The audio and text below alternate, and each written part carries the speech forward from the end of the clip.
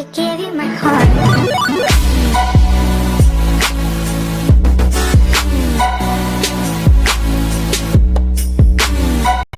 E fala, meus presentes, voltando aqui mais um vídeo. Eu vou contar mais história assustadora. Por que você tá fazendo tanto? Eu tô gostando de fazer meio que esse conteúdo do canal. Então eu parei naquela história da Lan, né, da menina lá, a Casa da Morte, eu acho. Eu vou ler a parte que eu parei, ok? Depois de alguns anos, eles decidiram se mudar, mas Jan escreveu que aquele ser escuro perseguiu pelo resto de seus dias. Para onde fosse, esse ser estava junto. Jan morreu em circunstâncias estranhas, tendo cometido suicídio. Seu livro, Spirit Drive Spray for a Pesquisa, foi publicado por seus amigos. Nela, ela descreve os horrores vividos naquela casa. Anos depois, em 1987, uma pequena garota morreu no mesmo edifício por causa de uma pancada dada por seu pai. No momento... Meu Deus, mano, tô sentindo uma coisa estranha, mano, eu não sei porquê. No momento, o prédio está vazio, mas seus vizinhos asseguram que uma presença maligna ainda vive lá. Como conta um fotógrafo de modelos que vive em frente, ele diz: muitos modelos que o procuram para fotos saem aterrorizados com o lugar, porque vem o espectro de uma mulher e nunca mais voltam. Você se atreveria a visitar o edifício? Me diz aí, galera, vocês se atreveriam? Annabelle. Sim, a Annabelle existe. Em 1970, Donna, uma estudante de 20 anos, ganhou de presente uma boneca daquela época chamada Rachel Ann. Donna colocou a boneca sobre sua cama e lá ficou por alguns dias. Mas depois de pouco tempo, a boneca começou a aparecer em diferentes partes da casa. Quando perguntou a seus colegas quem a tinha mudado de lugar, todos disseram que não mexeram na boneca. Com o passar dos dias, ao lado da boneca apareceram notas sem sentido que Donna não entendia. Um dia depois, a boneca apareceu com sangue nas mãos. Tudo foi tão estranho que decidiram chamar um médium. De acordo com a mulher, a boneca tinha o espírito de uma menina de 7 anos, Annabelle Higgins, que havia sido assassinada naquela casa anos atrás. Ao saber disso, Donna e sua amiga sentiram compaixão e deram permissão ao espírito para viver na boneca, porque de acordo com a médium, ela se sentia confortável em viver ali. Mas Lou, o namorado de Donna, nunca concordou e tentou se livrar da boneca. Um dia entrou no quarto onde ela estava e sentiu uma queimadura em seu estômago. Quando ele ergueu a camisa, viu que tinha 7 cortes. Lou estava tão incomodado que pediu que um padre fosse à casa. Quem entrou em contato com Ed, Lorraine e Lorraine Warren, o casal Warren, que é um casal que investiga muitos casos paranormais, e eles também são do filme Invocação do Mal. Esse é o casal, gente. Tá conseguindo ver aí, ó? Esse é o casal Warren. Onde eu parei? Aqui. Caçadores de fantasmas e pesquisadores de fenômenos paranormais. Quando os Warren estudaram o caso, já um casal tinha tido sorte só porque a boneca não estava assombrada, mas estava possuída por uma entidade escura que desejava possuir Donna. Olha essa boneca, velho. Olha essa boneca, mano. Olha essa boneca, vai se fuder, mano. Fizeram vários exorcismos sem sucesso na boneca, então os Warren decidiram levá-la pra casa. Que é uma casa onde hoje em dia é um museu e onde eles deixam uns lugares, os itens mais perigosos de fantasmas lá. Um dos padres que os ajudaram duvidava que a boneca tivesse algum poder e até mesmo a sacudiu com força para mostrar que não podia fazer nada. Quando voltou para casa, sofreu um grave acidente em seu carro e quase perdeu a vida. Essa foi apenas uma das suas vítimas.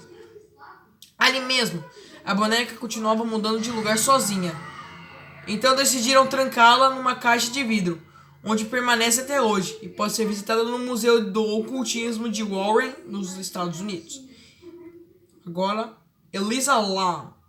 Eu acho que eu já falei dos Lam, ou de algum Lam, aqui no vídeo, em algum vídeo passado. E vamos lá. Em 2013, a jovem Elisa decidiu realizar uma viagem para conhecer os Estados Unidos. Elisa era filha dos imigrantes chineses e morava no Canadá com sua família. Ela acabará de terminar seus estudos universitários e estava prestes a viver com seu namorado. Ela era uma garota doce, amigável e muito sociável. Antes de começar sua nova etapa, queria viajar. Foi assim que chegou em Los Angeles, em 2013, onde se hospedou em um hotel antigo e barato chamado Hotel Cecil. Ele começou a passear pelas ruas de Los Angeles sempre usando transporte público, porque queria economizar dinheiro. Os funcionários do hotel a descreveram como uma garota muito amigável. Eu não sei o que essa foto tem a ver. Pode ter a ver com um ataque. Mas alguns dias depois, Elisa deixou de se comunicar com seus pais. Havia desaparecido seus pertences e estavam em seu quarto. Mas não havia vestígios da garota. Seus pais se mudaram para os Estados Unidos para investigar. Fizeram coletiva de imprensa sem sucesso. A polícia solicitou os vídeos das câmeras de segurança ao hotel e o que viram era tão desconcertante quanto arrepiante. Nela você via a garota com um comportamento estranho. Era possível ver que fugia pelos corredores de água invisível e até os elevadores para se esconder. Ela se inclina para se certificar de que não estava sendo perseguida, mas não era possível ver mais ninguém nas imagens. Ah, eu li sobre isso! Eu acho que eu li sobre isso. Meu Deus, tem coisa pra caramba dela. A polícia solicitou os vídeos das câmeras de segurança. Aqui já li. A polícia concluiu que Elisa estava sob a influência de alguma droga ou álcool, o que ela tinha sido um surto de esquizofrenia, mas os pais não concordaram com as duas hipóteses. À medida que os dias se passaram, a investigação continuou, e enquanto isso, no Hotel Cecil, os clientes reclamaram que ao tomar banho a água saía preta e cheirava muito mal. O mesmo ocorria na cozinha ao usar água, e então um empregado subiu ao telhado para verificar os 4 tanques de água. Quando abriu o tanque, viu que a água estava verde e preta. E dali vinha um fedor insuportável dentro do local. Tava o corpo dela, eu já imaginava. Estava o cadáver de Elisa. Portanto, os hóspedes tinham bebido e usando essa água. Os bombeiros chegaram para remover a falecida, mas nem eles conseguiram entrar pela porta pequena. Eles se perguntaram como um corpo tinha passado por ali. No final, eles tiveram que cortar o tanque para conseguir tirar a Elisa. A polícia, sem encontrar sinais de tortura, determinou que havia sido suicídio. Além desse caso, o Hotel Cecil, construído em 1917, tem sido desde então o cenário de vários assassinatos e suicídios, bem como a moradia de 12 assassinos em série. Muitos clientes afirmaram ter sentido a presença de entidades escuras no local. Sim, eu li sobre essa no primeiro vídeo de Histórias Assombradas. Bônus. No caso essas histórias não terem sido suficientes para fazer o seu cabelo ficar em pé, deixamos para você este vídeo que foi feito em uma antiga escola da Irlanda, onde asseguram que existem muitos fantasmas.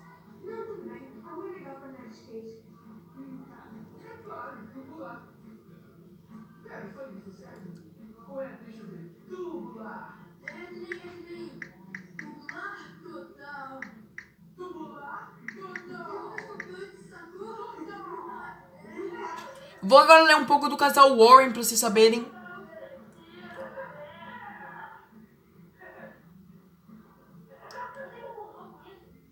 Com que? Com ela. Entrando no grupo. É só no dia das bruxas. Deviam ter falado comigo.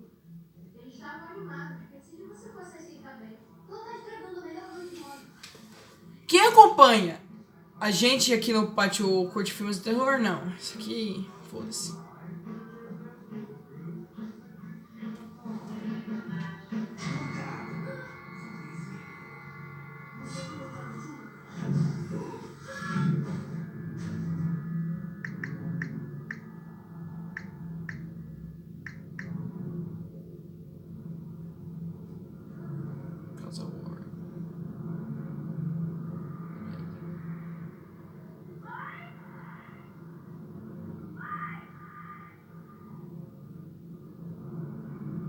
Tem casos deles aqui. Caso Harney Self, família Perron. Em 1970, Roger e Carol Coraline, não sei o nome, Perron compraram uma casa onde pretendiam criar seus 5 filhos. A casa ficava em um terreno muito bonito e já havia abrigado outras 8 famílias anteriormente. Quem olhava de fora não percebia que o local já havia sido palco de dor e do terror. 2 enforcamentos, puta que pariu. 1 envenenamento, puta que pariu de novo. 2 afogamentos, meu gato botou um ovo. E 4 casos de homens congelados até a morte. A família conta que as manifestações e aparecimentos de assombração começaram desde a mudança deles para casa, mas até então todos eram pacíficos. E apareciam não se importar com a presença do casal e dos 5 filhos. Todo mundo que sabíamos ter vivido na casa passou por isso, as manifestações, disse um membro da família Perron. Mas nem todas as aparições eram amigáveis. Havia um espírito tão mau que os Perron até hoje não comentaram o que ele fez com a família. Vamos apenas dizer que havia um espírito masculino muito ruim na casa, com 5 garotinhas, disse Andrea Perron, porém, o pior deles era o fantasma de Bathsheba, ou Sherman, uma alma esquecida por Deus. Puta que pariu, mano. Nossa, meu Deus abençoe. A entidade, vou chamar ele de entidade, ok? A entidade era uma mulher casada em que vivia numa fazenda vizinha à casa no fim do século XIX. De acordo com a história, ela teria sido acusada de bruxaria depois que um bebê morreu misteriosamente sob seus cuidados. Mesmo não havendo provas de seu envolvimento com bruxaria ou com assassinato, os moradores acreditavam que ela teria matado o bebê para honrar Satanás. A lenda também conta que antes de morrer ela teria amaldiçoado suas terras e os moradores que viessem a viver no lugar. Foram contadas mais de 25 mortes sob circunstâncias misteriosas depois de seu falecimento. Coisa pra cacete. Tem o caso da Annabelle, eu não vou estar lendo. A entidade teria começado a sentir-se atraída por Roger e tentado fazer de tudo para criar Carroy na casa, torturando-a de várias maneiras até tentar outra maneira de conseguir o que queria, possuindo-a. Foi então que os Perron decidiram chamar o casal Warren para Ed. Para Ed não restava dúvidas. A menina Caroline estava possuída. A noite em que pensei que viria minha mãe morrer foi a noite mais terrível de todas. Ela falou com uma voz que nunca tínhamos ouvido antes e uma força que não é deste mundo. Jogou a 6 metros de distância em outra sala. Diz Andrea sobre a noite do exorcismo que ocorreu. Infelizmente, as coisas só pioraram. Os Warren não conseguiram resolver o que afligia a família Perron e a solução foi fugir em 1980 para outro estado. Porra, primeiro um dos únicos, acho que um dos únicos casos que eles não conseguiram resolver. Um dos únicos casos que eles não conseguiram resolver. A maioria eles conseguiram. Então, né?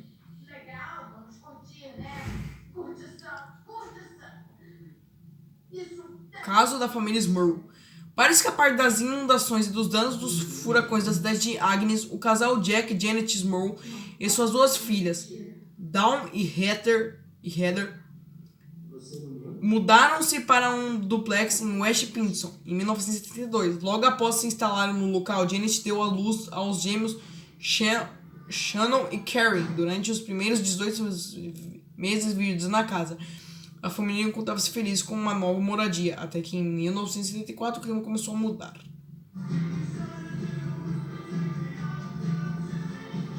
Eu acho que esse é o caso que foi feito no Invocação do Mal 1.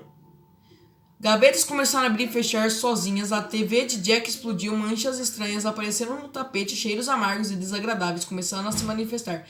Janet foi puxada da cama após fazer amor com o marido, e até mesmo o cachorro pastor alemão foi vítima de espancamentos e maus tratos. Os Smurl logo contrataram Ed e Lorraine. O casal descobriu que a família era perturbada por 3 espíritos menores e uma entidade demoníaca. A intervenção dos Warren parecia só piorar a situação de novo. Jack fora...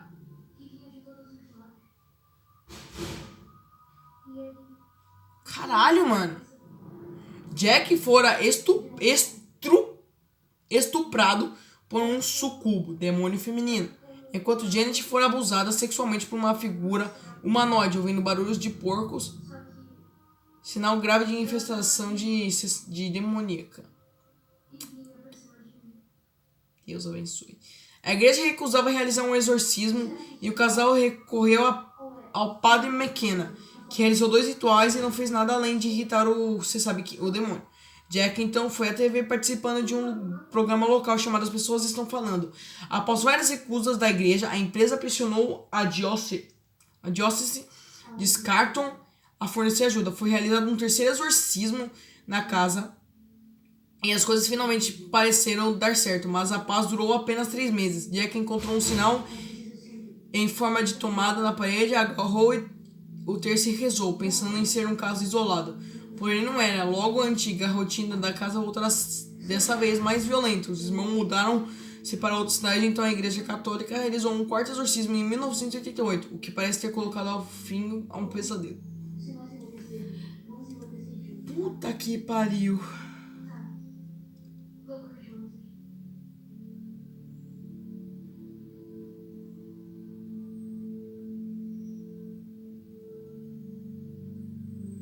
Vou tentar ler mais os últimos aqui, mas tem um caso que eu me assusto muito, que é o caso de Emmett Till. E ele tá aqui. A família DeFu, composta por pai, mãe e 5 filhos, se mudou para o número 112, na Ocean Avenue, em 1905, no dia 3 de novembro de 1974. Ronald DeFeo, J.A., o irmão mais velho, matou toda a família, utilizando uma espingarda. Inicialmente, ele alegou que o crime havia sido cometido pela máfia, mas a polícia descobriu que ele havia sido o autor. O homem foi julgado e condenado pelo crime no mesmo ano. Está preso até hoje. Puta que pariu. Essas são as fotos da casa.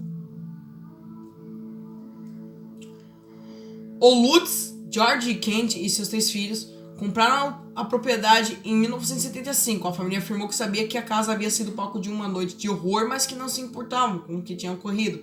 No dia em que se mudara, levaram o padre Ralph Pecoraro para abençoar o local. Ele alegou em entrevistas posteriores ter ouvido uma voz... Eita! Ai, merda. Ter ouvido uma voz lhe dizer, saia, enquanto fazia seu ritual. O incidente de Lutz não durou muito. A família vivenciou áreas estranhamente geladas na casa e viu a porcelana dos banheiros ficar preta. Um dos filhos, Daniel, teve uma das mãos esmagadas por uma janela. Já a família Mincy tinha uma amiga imaginária paranormal, chamada Judy, que assumia formas como de anjo e de porco. Após 28 dias, a família fugiu e deixou todas as suas coisas para trás. Os Warren não participaram do caso, enquanto os Lutz estavam lá, mas chegaram a investigar a casa. Posteriormente, suas investigações tiraram a famosa foto que mostraria o espírito de um garotinho espiando por uma porta. Veja abaixo alguns apontam que seria um dos filhos pequenos do DeFeo. Estão conseguindo ver ali, ó? Garotinho. Praticamente tudo que acontece no caso Emmett Till, tirando os assassinatos cometidos por DeFeo, é algo de especulação. Muita gente diz que tudo não passa de uma farsa, e fato que os filmes inspirados no caso e as entrevistas dadas pela família ajudaram a inflar a história. Talvez nós nunca saibamos o que realmente aconteceu ali.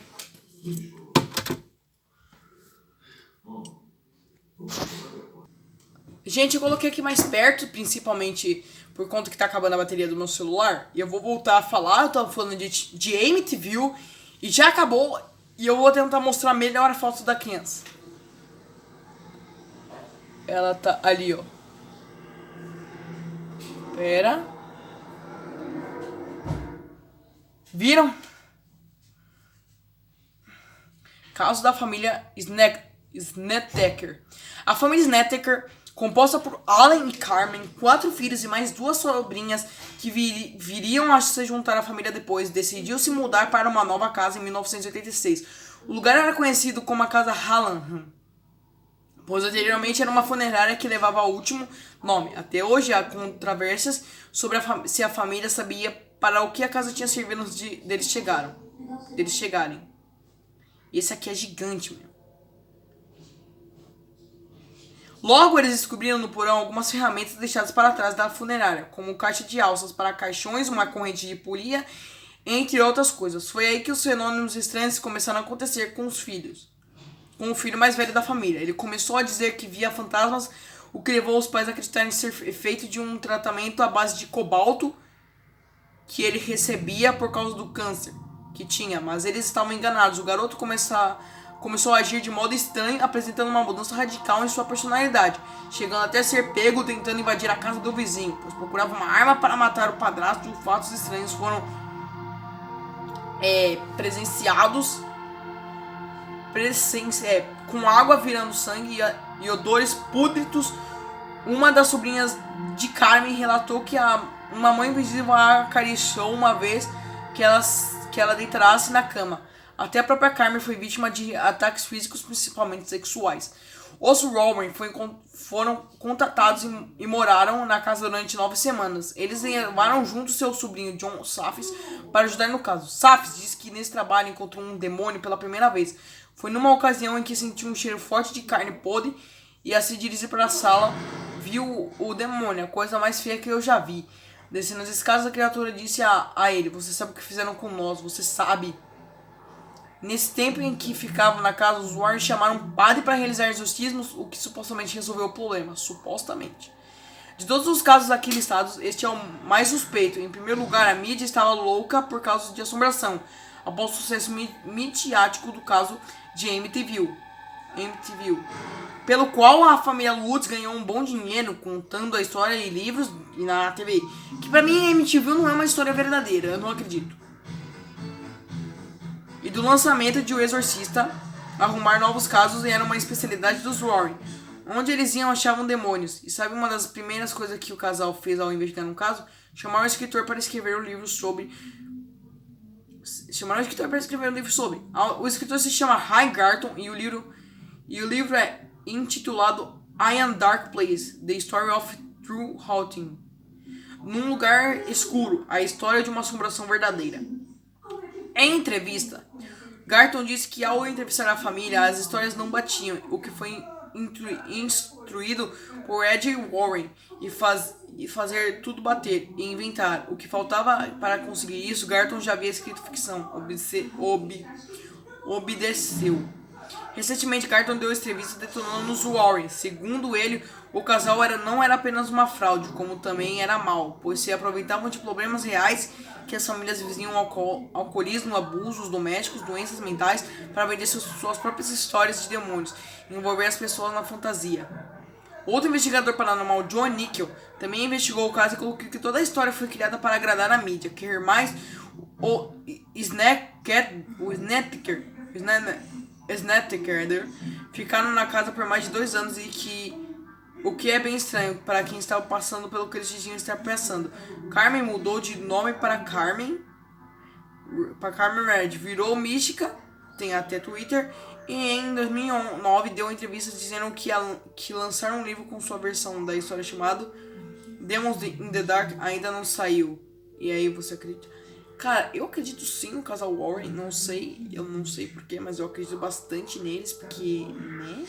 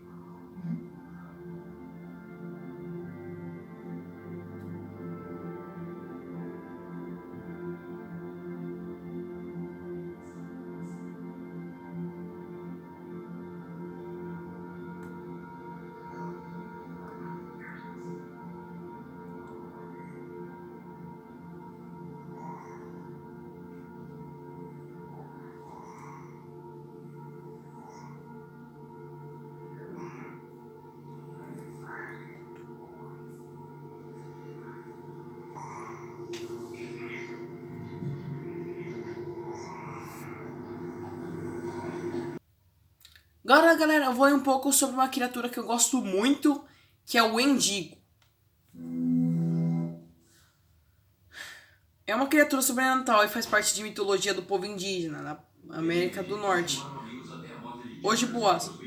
De acordo com a mitologia, o Wendigo é formado a partir de um humano qualquer que passou muita fome durante o inverno rigoroso e, para se alimentar, comeu seus próprios companheiros.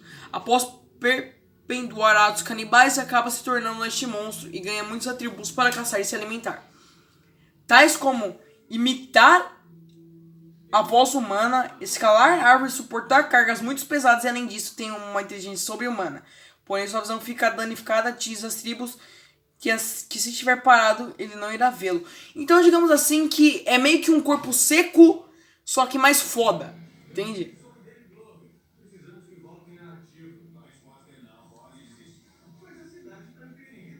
Porém, sua visão fica danificada, diz assim, a vítima humana do espírito do Wendigo, após cometer os atos canibalismos, começa a transformar-se. Os olhos ficam brancos, os dentes afiados e a pele estica-se à volta do esqueleto do ex-humano. O Wendigo também tem a capacidade de hibernar por anos e, para suportar os invernos, estoca suas vítimas em cavernas subterrâneas, onde as devora lentamente, de acordo com a mitologia indígena. Para destruir o Wendigo é preciso queimá-lo, pois, segundo os indígenas, o Wendigo tem uma pele sobre-humana que também lhe permite sobreviver a qualquer tipo de ferimento inconstante, tais como esfaqueamento ou ferimentos provocados por balas, porém grandes impactos supostamente podem imobilizá-los por alguns segundos. Quando não acha carne humana, se alimenta de animais, o que não é o suficiente para saciar sua fome.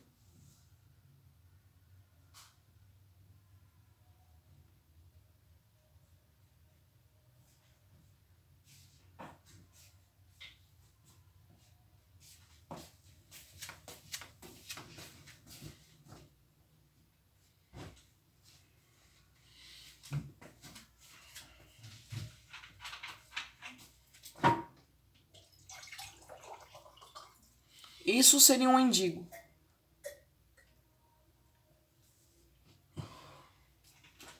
E meu pai está atrapalhando. E pra quem viu o jogo Until Dawn, provavelmente vocês devem conhecer. Eu acho um jogo que ficou bem famoso. O Wendigo no Until Dawn é assim, ó. Que eu não escaparia da realidade.